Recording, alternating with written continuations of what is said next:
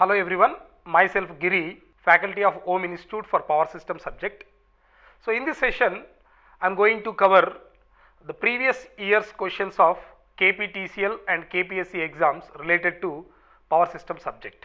So I am going to cover 2014, 2016 and 2017 years questions related to transmission and distribution subject.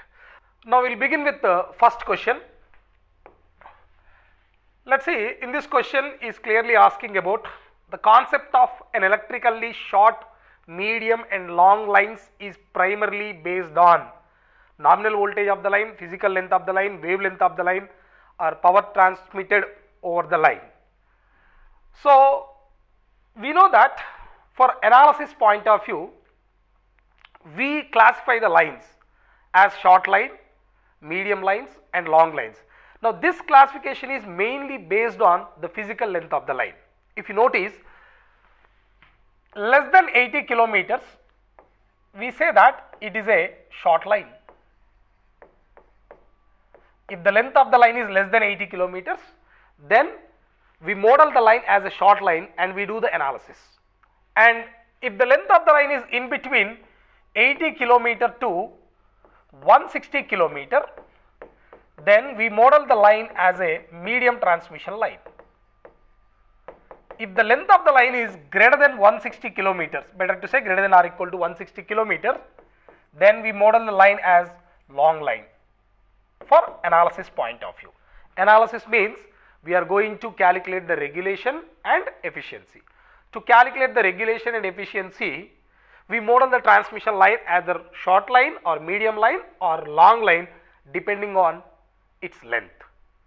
Less than 80 kilometers, short line. 80 to 160 kilometer, medium line, and over and above 160 kilometer, it is a long line. Clear? And this analysis or this classification is valid only for what? 50 Hz system. If the frequency changes, again the analysis will change or the classification will change. I am sorry. Okay? Clear? But in this question, frequency is not mentioned. By default, we assume that the frequency is what? 50 Hz. Okay? Whenever the frequency changes, again the classification will change. Clear? So we will move on to the next question. Ferranti effect is more pronounced when the line is longer and the voltage applied is higher, the line is shorter and the voltage applied is lower, the line is shorter and the voltage applied is higher, and none of this. See, first of all, what is Ferranti effect? Ferranti effect means the receiving end voltage of the transmission line is greater than sending end voltage under no load condition and lightly loaded condition. Better to say under no load condition. Under no load condition, if you notice, suppose if we have a transmission line between sending end and receiving end, the sending end side source is connected and the receiving end side the load is disconnected, then only we say no load, right? So this is what the transmission line. Okay. So if I say the receiving end voltage under no load is VR dash, indicates the no load receiving end voltage. That VR dash, if you notice, greater than Vs. Now this phenomenon is called Ferranti effect. But why VR dash is greater than Vs? If you notice this, VR dash we can write Vs by parameter A. What is that parameter A? Which is cos beta L. What is that beta called? Phase constant, which is omega into root over L into C. Okay. Now this is the relation. From this relation you can say the Ferranti effect depends on the voltage as well as what? Length of the line as well as what? Frequency, inductance, capacitance, all these factors really Ferranti effect depends. Correct or not? It depends on inductance of the line, capacitance of the line, frequency of the system and even what? Length of the line, and even it depends on operating voltage. Okay. If higher the sending end voltage, higher the receiving end voltage, that means higher the Ferranti effect. That means if the operating voltage increases, no, Ferranti effect will increase. And if length of the line increases, because in this question he is talking about, if you see the options, he is talking about length of the line and operating voltage. One can easily say if the operating voltage increases, receiving end under voltage under no load condition also increases. So that's why Ferranti effect increases. Correct or not? If the receiving end voltage equal to sending end voltage, we say no Ferranti effect. But 100% this cos beta L is less than 1, no doubt. The parameter A is less than 1. So that's why there is a Ferranti effect. VR dash is greater than Vs. If A less than 1, definitely VR dash greater than Vs. So what I am saying is, if the operating voltage increases, the Ferranti effect also increases. The better to say that. And one more important thing. So if frequency increases or inductance increasing or capacitance increasing or length of the line increasing, this beta L value increases. If beta L value increases, cos beta L value decreases. If cos beta L value decreases means A decreasing, so VR dash further increasing. So that means more Ferranti effect. If higher the receiving end voltage, higher Ferranti effect. Correct or not? So that's why what I can say, if length of the line increases, then definitely Ferranti effect will increase. If inductance and capacitance increases, Ferranti effect increasing. Frequency increases, Ferranti effect increases. So these are the factors which are affecting Ferranti effect. So what is the best option? The line is higher length and line is designed with higher operating voltage. Definitely we have more Ferranti effect. So that's why the option is what? A. The line is longer and the voltage applied is higher. So that's why we have more Ferranti effect. Clear? Now we will move on to the next question.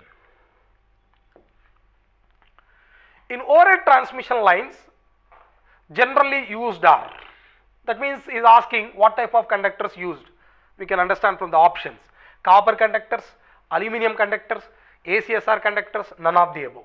Yes, for a transmission and distribution system, we will go for aluminum conductors instead of copper conductors, because aluminum has its own advantages.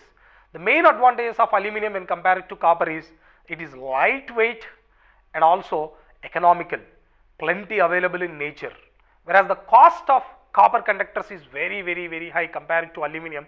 That is the reason in transmission and distribution we use aluminum conductors. But he is clearly mentioned transmission lines. For transmission lines, we definitely use ACSR conductors. If I say just aluminum conductors means, you can assume it is what? A solid conductors. A solid conductors will never used in transmission and distribution system. Okay, it's aluminum material, but it's not like a solid one. What we do?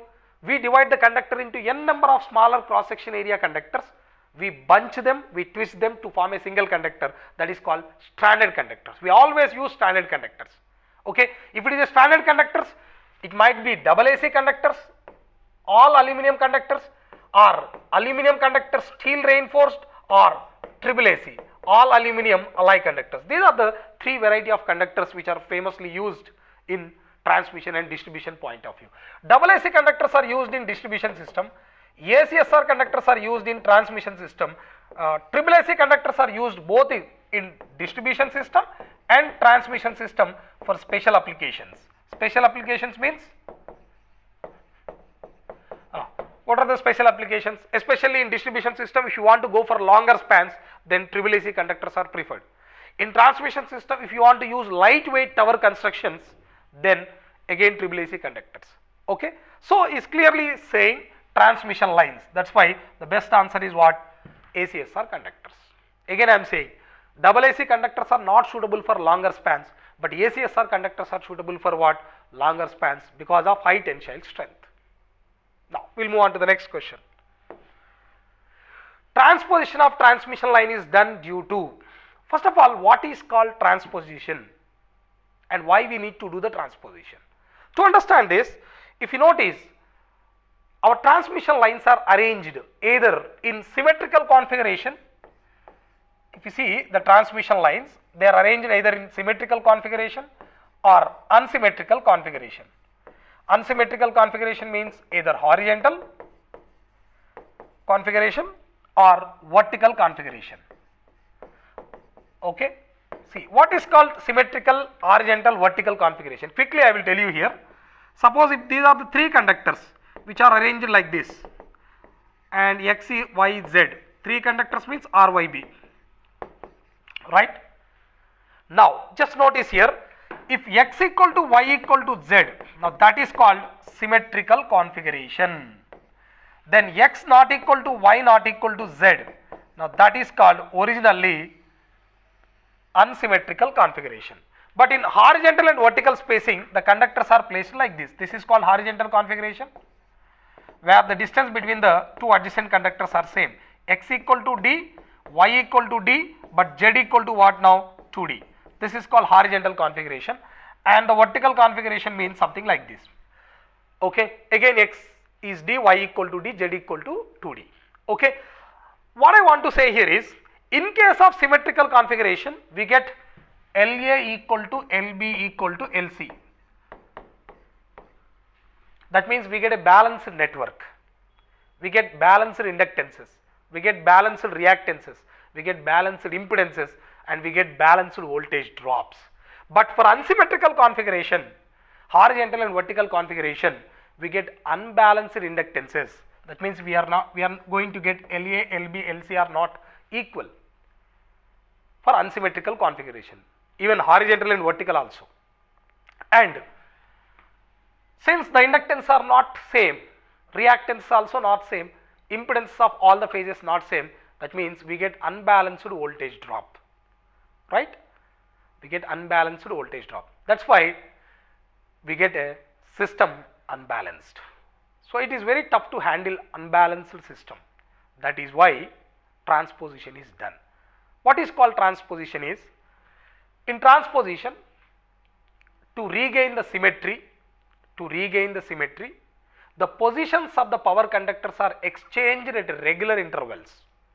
Means, for example, this is R phase conductor, Y phase conductor, and B phase conductor. This is for 1/3 of the distance. 1/3 of the distance, R, Y, B are their respective positions. Now R phase conductor is shifted to Y phase position, Y phase conductor is shifted to B phase position, and B phase conductor is shifted to R phase position. This is for next 1/3 of the distance. And one more 1/3 of the distance. So this is what we call transposition. Means the power conductors are exchanged their positions at regular intervals. So if you do the transposition something like this, for unsymmetrical configuration, horizontal configuration, and vertical configuration, so we get LA equal to LB equal to LC. So reactance is also equal, impedance also equal, so that we get balanced voltage drops. So that is the main aim of transposition. Transposition of transmission line is done due to, okay, to get a balanced voltage drop, so that even if the sending and receiving end voltages are balanced, sending end voltage is balanced and sending end current is balanced, receiving end voltage is also becoming balanced after doing transposition of what? Unsymmetrical, horizontal, and vertical configuration. Symmetrical configuration, no need of doing any transposition, because by default without transposition only we get LA equal to LB equal to LC, we get balanced voltage drop. But for unsymmetrical configuration, without transposition, LA, LB, LC are not same. So we get unbalanced receiving end voltages and unbalanced voltage drops. To get the balanced receiving end voltages or balanced voltage drops in the line, transposition is must for unsymmetrical, horizontal, and vertical configuration. Clear? Now we will move on to the next question. ACSR conductors is used in place of copper in overhead power lines because of, as we already discussed, the copper conductors are not economical, but aluminum conductors are highly economical.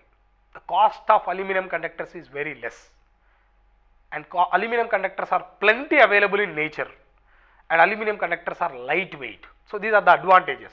But if you see the disadvantages, aluminum having low conductivity and low tensile strength compared to copper, and weight of the copper is more, but weight of the aluminum is very less.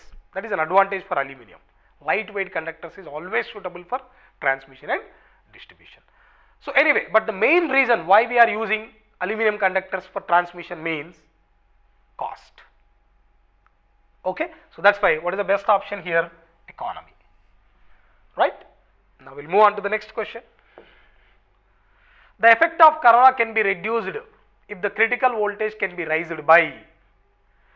So what is clearly saying here is, so is clearly saying that we can reduce the corona by increasing the critical voltage. Correct or not? First of all, we need to understand what is corona and what is critical voltage, and how critical voltage influence the corona. These are the 2 points we need to understand. See, corona means what? ionization of air surrounded by the conductor. Yes, the ionization of air surrounded by the conductors is called corona. But when the air surrounded by the conductor will ionize, if you notice, if you are able to calculate the gradient at the surface of the conductor, that is G, if that gradient is greater than the dielectric strength of the air, what is the dielectric strength of the air? 21.1 kV per centimeter, which is RMS value. Peak value is 30 kV per centimeter, 30 kV per centimeter, which is the peak value. So whenever the gradient at the surface of the conductor is greater than dielectric strength of the air, then definitely the air surrounded by the conductor will break down, results in free electrons, nothing wrong to say, ionization of free air. Okay, so that is nothing but corona. Okay, but the point is here, how the gradient will be greater than G naught. Gradient is depends on the operating voltage. If the operating voltage increases, at one point G will be greater than G naught. Now at what voltage G greater than G naught will happen is called critical voltage. Very simply speaking, if the phase value of operating voltage is greater than critical voltage or critical disruptive voltage, definitely there is a corona. But we can calculate this critical disruptive voltage. Okay, this critical disruptive voltage is directly proportional to R ln D by R, where D is the spacing between the conductors. If you have two conductors, spacing between the conductors is D and radius of the conductors is R. Now tell me, if spacing between the conductors increases, yes, ln function will increase, critical disruptive voltage will increase. If critical disruptive voltage increases, then corona will decrease, indirectly speaking. Why? Whenever the phase voltage greater than critical disruptive voltage, then only what? Corona will occur. Suppose if critical disruptive voltage is infinity, then there is no corona, right? Never the operating voltage will cross infinity, right? So that's why our idea is here, we have to bring the critical disruptive voltage as high as possible. If I am increasing the critical disruptive voltage means, indirectly, the less chances for corona. That is what the question clearly saying. Critical disruptive voltage can be raised by. Why we are raising the critical disruptive voltage? To reduce the corona. So that's why for less corona, for no corona, critical disruptive voltage should be as high as possible, right? So now critical disruptive voltage can be increased by increasing the what? Spacing between the conductors. If D increases, ln function also increases, right? So by increasing the spacing between the conductor. But what about size of the conductor? If size of the conductor increases, ln function will decrease, but here directly proportional, R will increase. Size increasing means R increasing. If R increases, this factor will decrease, but this factor will increase. But overall this factor, increasing, because this is more dominant than what? Ln function. You can check it also. So that's why we can say critical disruptive voltage is directly proportional to size of the conductor. Size of conductor and critical disruptive voltage directly proportional to spacing between the conductors. So both can be increased to increase the critical disruptive voltage. So increasing the diameter of the conductor and increasing the spacing between the conductors will increase what? Critical disruptive voltage. That means both answers are correct. So that's why we can go for what? Either A or B. Correct or not? So by choosing spacing between the conductors, we can increase the what? Critical disruptive voltage. Or you can go for increasing of diameter. Also we can increase the critical disruptive voltage. That's why the best option is what? Either A or B. Clear? Now we'll move on to the next question. To reduce the corona effect, usually, just now we discussed, to reduce the corona effect, we have to increase what? Vc. So for increasing of Vc, either you can increase what? Size of the conductor. Size of conductor you can increase. Size of conductor increasing is nothing but what? GMR increasing. Remember, you are increasing size of the conductor means GMR increases. Okay, clear sir? So how to increase the GMR? So by using bundle conductors. Okay, actually if you see the options, the distance between the conductors is reduced. If distance between the conductors reduces, critical disruptive voltage decrease, corona will increase actually. The conductor diameter is reduced. No, conductor diameter has to increase. Just now we have seen. Standard conductors are used. Standard conductors will not influence the corona. Okay, now tell me, what is the best option? Bundle conductors. But how the bundle conductors will improve the or will reduce the corona? Very simple.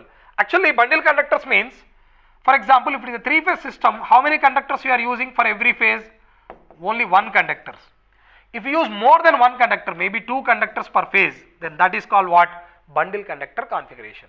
Bundle conductor configuration means if each phase of 3-phase transmission line having more than 1 conductor, then it is called bundle conductor configuration. So, if you are using bundle conductors means GMR will increase and which reduce the corona. In fact, the main reason for using bundle conductors in transmission system is to reduce the corona. Bundle conductors are having so many advantages because of bundle conductors GMR increasing. GMR increases, there are so many other advantages we have. But why we are preferred bundle conductors in transmission system? The primary reason is to reduce the corona. That's why if you see 220 kV and above operating voltages, we use the bundle conductors to reduce the corona. But 132 kV we use single conductor configuration because the gradient at the surface of the conductor for 132 kV line, if you notice, that is still less than 21.1 kV per centimeters. So no breakdown of air, no ionization of air, so no corona. That's why generally bundle conductors are preferred from 220 kV onwards.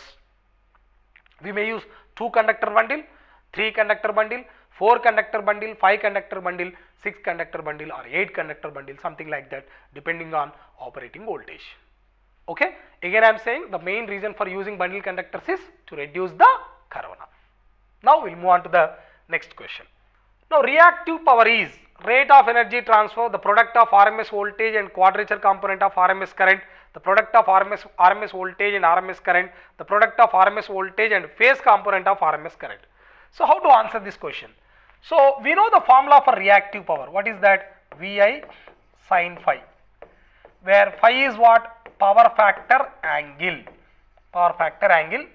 which is the angle between phase voltage and what? Phase current, otherwise voltage and current, right? So if we assume the voltage is V and current is I, assume that the current is lagging the voltage because 85% of the loads are induction motors. So I am assuming lagging power factor. Okay.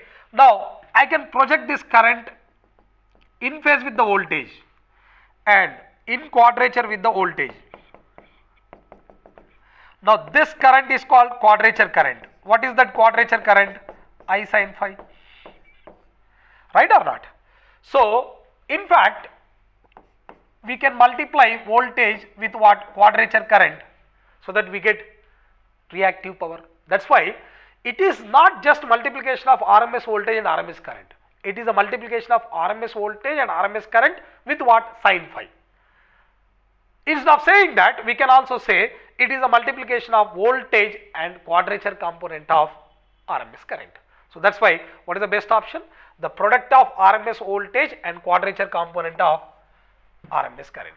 So the best answer is B. Now we will move on to the next question.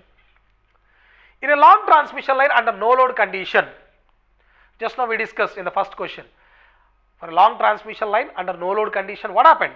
The receiving end voltage is generally greater than what? Sending end voltage. Otherwise, sending end voltage is less than what? Receiving end voltage. So what is the answer? You can read the options. The best answer is what? B. Sending end voltage is less than receiving end voltage. Now this is called what? Ferranti effect. Now we will move on to the next question. ACSR conductors are used as superconductors, underground cables, none of these. So mainly we use it for what? Overhead transmission lines. We already discussed this. So ACSR conductors are generally preferred for overhead transmission line. Now advantage of using bundle conductors in transmission line is, I told you, because of bundle conductor there is a reduction in corona. Sag will not reduce, mechanical strength of the line will not be improved. So that's why only the answer is what here? Corona reduced.